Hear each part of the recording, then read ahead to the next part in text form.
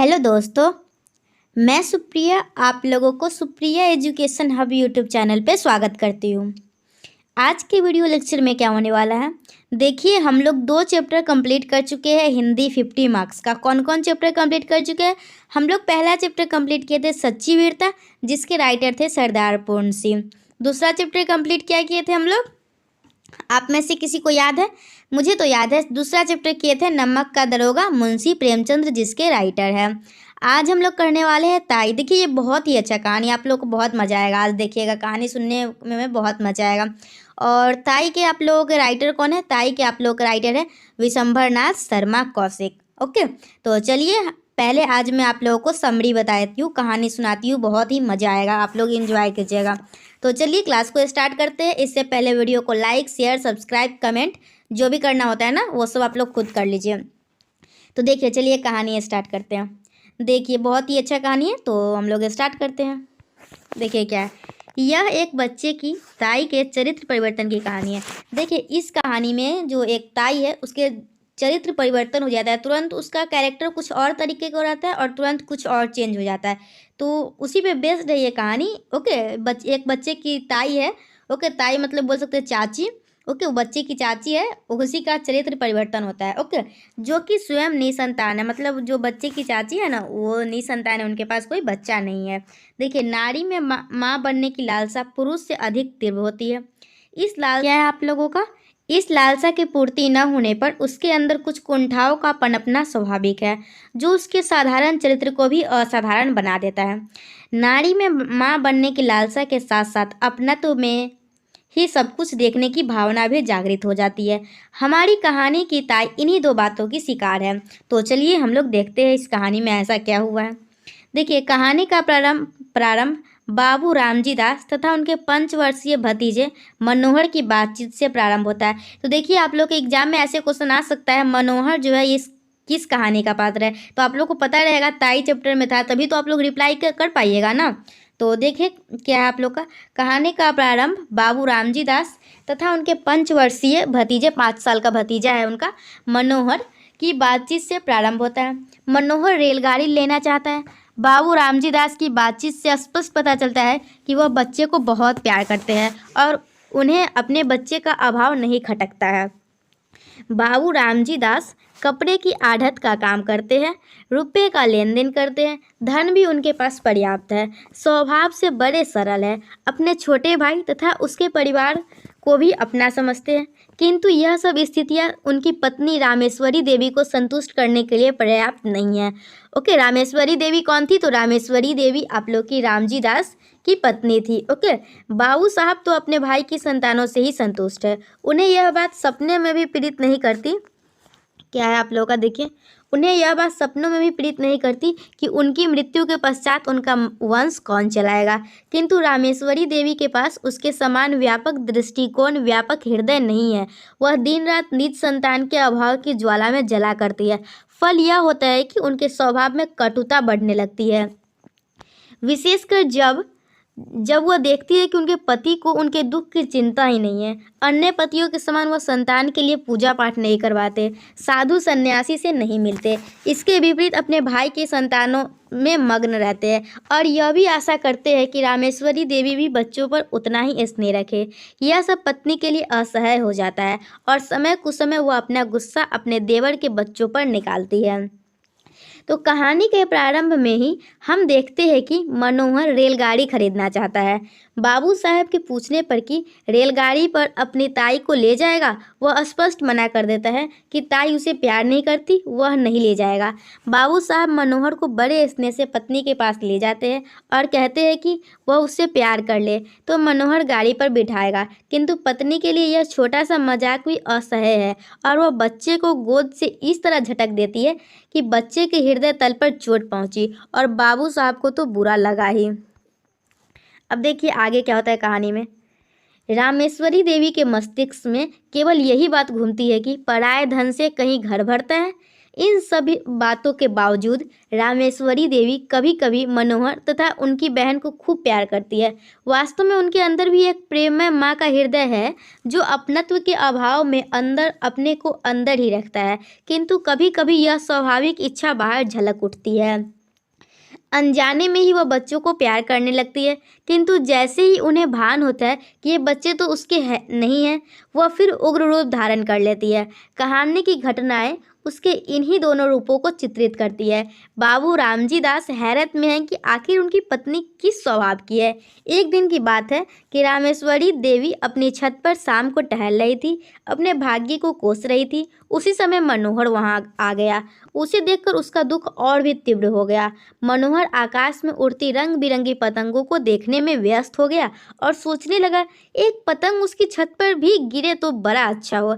देर तक उसने प्रतीक्षा की, किंतु जब पतंग नहीं गिरी तो अपनी ताई के पास पतंग मांगने की विनती लेकर गया। ताई तो कूढ़ी बैठी थी। उसने निर्दयता से झिड़क दिया। बालक का क्रीड़ा प्रिय हृदय नहीं माना। वह फिर कहने लगा, ताई पतंग मंगा दो, हम भी उड़वाएंगे। बालक की कोमल विनती ने ताई के हृदय को हिलाया, किंतु वह अपने को स्थिर बनाए रही। इसी बीच बालक का धैर्य टूट गया और उसने कहा, तुम हमें पतंग नहीं मंगा दोगी तो ताऊजी से कहकर तुम्हें पिटवाएंगे। इस कथन ने ताई के तनिक पसीजे हृदय को फिर ज्यों का त्यों कर दिया। इसी बीच एक पतंग कटा और छज्जे पर से होता हुआ आंगन में गिर गया। मनोहर प्रसन्नता और उत्साह से एक पैर छज्जे के मुंडेरे पर रखकर नीचे झांकने लगा। आंगन में पतंग देखकर उसने सोचा कि जल्दी से सीढ़ी से उतरकर वह पतंग ले लेगा। इसी जल्दबाजी में जब वह लौटने लगा तो उसका पैर छज्जे पर से फिसल गया। संयोगवश छज्जे का मुंडेरा उसके हाथों में आ गया। वह ताई की ओर करुण दृष्टि डालकर चिल्लाया, किंतु ताई के मन के पाप के कारण वह बचा न सके। देखते देखते मनोहर नीचे गिरने लगा। अब उसकी अवस्था देखकर रामेश्वरी देवी का कलेजा मुंह को आ गया और उन्होंने उसे बचाने को हाथ बढ़ाया, किंतु व्यर्थ। मनोहर नीचे गिर पड़ा और रामेश्वरी देवी चीख कर छज्जे पर गिर पड़ी। एक सप्ताह तक वह बुखार में बेहाल पड़ी रही। बेहोशी में वह चिल्लाती रही, देखो देखो, वह गिरा जा रहा है, उसे बचाओ, दौड़ो, मेरे मनोहर को बचाओ। कभी चिल्लाती, बेटा मनोहर, मैंने तुझे नहीं बचाया। हाँ हाँ, चाहती तो बचा सकती थी, मैंने देर कर दी। मनोहर के टांग उखड़ गई थी। वह ठीक हो गई, किंतु रामेश्वरी देवी कई दिनों तक पड़ी रही। जब वह ठीक हुई तो उन्होंने मनोहर को बुलाकर छाती से लगा लिया और खूब रोई, मानो अपनी करनी का पश्चाताप कर रही हो। इस घटना के पश्चात रामेश्वरी देवी एकदम बदल गई। अब मनोहर तथा उसकी बहन उसकी आंखों के कांटे के बदले उसकी आंखों की पुतली हो गए। समीक्षा देखिए क्या है। ताई कहानी की विषय वस्तु भारतीय मध्यवित्त परिवार की समस्या है। रामेश्वरी एवं बाबू साहेब हमारे समाज के मध्य वर्गीय संपन्न लोगों के प्रतिनिधि है। प्रायः यह देखा जाता है, जो परिवार थोड़ा संपन्न होता है उसके मालिक निसंतान होते हैं। वंश परंपरा को चलाने वाला कोई नहीं होता तथा वंश की संपत्ति व्यर्थ ही परी नजर आती है। ताई कहानी में रामेश्वरी देवी को मनोवैज्ञानिक जटिलताओं एवं उसके हेतुओं का निर्वाह बड़ी खूबी के साथ हुआ है। उदाहरण के लिए, जब दोनों बच्चे छत पर खेलते हुए पहुंचते हैं और वह चुन्नी खिलखिलाती हुई दौड़कर रामेश्वरी की गोद में जा गिरती है तो रामेश्वरी उस समय सारा द्वेष भूल गई। उन्होंने दोनों को उसी प्रकार हृदय से लगा लिया जिस प्रकार वह मनुष्य लगाता हो जो बच्चे के लिए तरस रहा है। इस समय यदि कोई अपरिचित मनुष्य उन्हें देखता तो उसे यह विश्वास होता कि रामेश्वरी ही उन बच्चों की माता है। इस स्थल पर नारी हृदय का विराट एवं भव्य स्वरूप कौशिक जी ने उपस्थित किया है। यहाँ नारी हृदय का संतान के लिए विकल्प होने का चित्र भी अत्यंत मार्मिक है। किंतु देखिए आगे क्या, किंतु सहसा उसी समय किसी के आने की आहट पाकर बच्चों की माता वहां से उठकर चली गई। इधर रामेश्वरी की नींद सी टूटी। पति को बच्चों से मग्न होते देखकर उनकी भव तन गई। बच्चों के प्रति फिर वह घृणा और द्वेष का भाव जाग उठा। ओके, देखिए क्या हुआ, फिर से कहानी में परिवर्तन आ गया। इधर रामेश्वरी की नींद सी टूटी। पति को बच्चों में मग्न होते देखकर उनकी भाव तन गई। बच्चों के प्रति फिर वह घृणा और द्वेष का भाव जाग उठा। ध्यान देने की बात यह भी है कि रामेश्वरी के चरित्र परिवर्तन में कितना शीघ्रता की गई है। देखिए, तुरंत आप उसका चरित्र परिवर्तन हो गया। क्या पूर्वाध अर्थात कहानी की नींव जितनी मजबूत या दृढ़ है, उतना ही मजबूत और दृढ़ कहानी में चरित्र परिवर्तन है। सहसा चरित्र परिवर्तन कहानी का सौंदर्य ही नष्ट कर दिया है। रामेश्वरी का अंतर्द्वंद के अभाव में कहानी की गांठ जैसे खुलती नहीं है, इसलिए कहानी का अंत हम पर उतना प्रभाव नहीं डालता जितना कि उसका पूर्वार्ध। ताई कहानी का प्राण है, रामेश्वरी का मनोविज्ञान। तो चलिए हम लोग क्या पढ़ लिए, हम लोग अभी मैं आप लोगों को कहानी बता दी, पूरा ताई कहानी क्या था, इसमें कौन कौन से पात्र थे। ओके, रामेश्वरी और कौन से मनोहर बच्चा था, एक और नाम था ना, उनके पति का कुछ नाम था।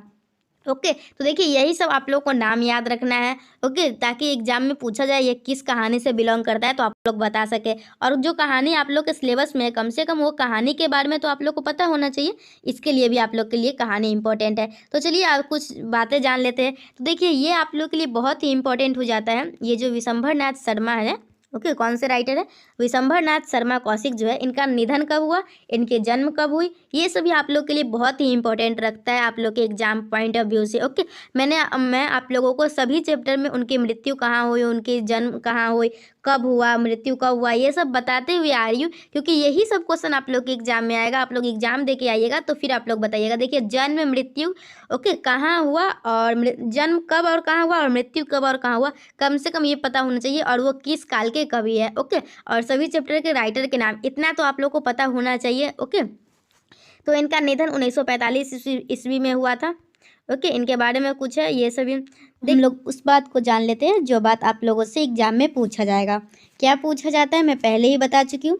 तो आप लोगों से पूछा जाएगा विशंभर नाथ शर्मा कौशिक का जन्म कब हुआ था और कहाँ हुआ था। तो इनका जन्म अम्बाला छावनी में हुआ था, जो कि पंजाब में है। ओके, और 1891 ईस्वी में हुआ था। समझ में आया विशंभर नाथ शर्मा का जन्म कब हुआ था। तो देखिए आप लोगों को कमेंट सेक्शन में इनका जन्म कब और कहाँ हुआ था मुझे बताना है। ओके, और ये टोटल 300 किताब लिखे थे। ओके, और देख लीजिए उनके बारे में कुछ है, ये सब नहीं पूछेगा कुछ ऐसा। ओके, बस हाँ ये बस ये देख लीजिए इनकी मृत्यु, ये तो मैं पहले ही बता दी हूँ, इनकी मृत्यु 1945 ईस्वी में हुआ था। और ऐसा कुछ नहीं है जो आप लोग से पूछा जा सकता है। हाँ ये है। तो देखिए इनकी साहित्य क्या है, इनकी मुख्य साहित्य कृति है माँ भिखारनी और खोटा बेटा, कहानी संग्रह खोटा बेटा, पेरिस की नर्तकी, साद की होली, चित्रशाला, मणिमाला और कल्लोल। ओके, बस इतना ही इम्पोर्टेंट है और कुछ इम्पोर्टेंट नहीं है आप लोगों के ताई चैप्टर में। ओके, ताई चैप्टर जो है उनके राइटर कौन है, विशंभर नाथ शर्मा कौशिक, और इनका जन्म कब हुआ था वो मैं बता ही दी, और इनकी मृत्यु 1945 में हुई थी, और इनका जन्म कब और कहाँ हुआ था ये भी बता दी, और इनका उपन्यास वगैरह बता ही दी। तो चलिए इसी के साथ आप लोगों का ताई चैप्टर जो है विशंभर नाथ शर्मा कौशिक का वो कंप्लीट होता है। और आज मैं आप लोगों को 3 चैप्टर कंप्लीट कर चुकी हूँ। सच्ची वीरता हो चुका है, नमक का दरोगा हो चुका है, और ताई हो चुका है। अब हम लोग नेक्स्ट चैप्टर देखेंगे।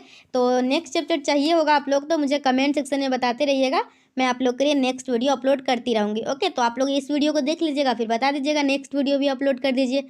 ओके, तो thanks for watching my video and thanks for coming Supriya education. अब वीडियो खत्म हो जाने के बाद जो एडवर्टाइजमेंट चलेगा उसको देख के चले जाइएगा। Okay, bye.